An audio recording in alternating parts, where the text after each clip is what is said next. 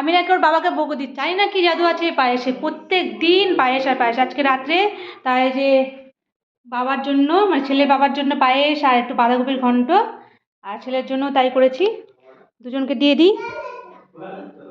প্রতিদিন এত পায়েস খেতে পারে বাবা রে বাবা, যেদিন থেকে শীত পড়েছে সেদিন থেকে পায়েস যাই নিয়ে যায় ছেলে বাবার জন্য। কই এই নাও, এই যে খাবার নাও।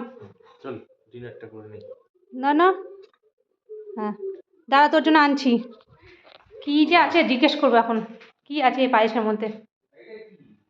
বাঁধাকপির ঘন্ট। আসছি,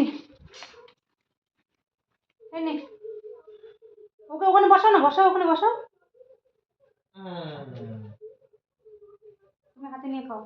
রাত্রে ডিনার এ বলো, রোজ রোজ যে পায়েস এত পছন্দ করছো কেন?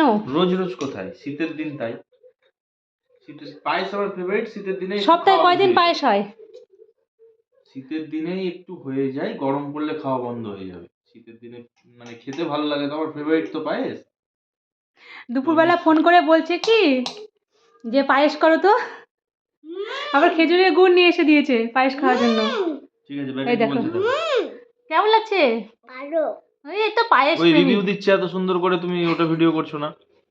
পায়েস প্রেমিক আমাদের। রুটিটা খাও, রুটিটা খাও। তিনজনে একসাথে ডিনার করতে বসেছি।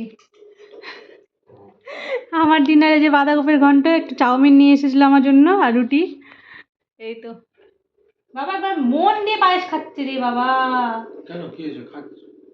তোমার কেমন লাগছে? খাওনি তো আমার পায়েসটা। ভালো। রাত্রে ডিনার হবে। হুম, কি কি কি বলছো? কিছু না। কিছু না, আচ্ছা ঠিক আছে।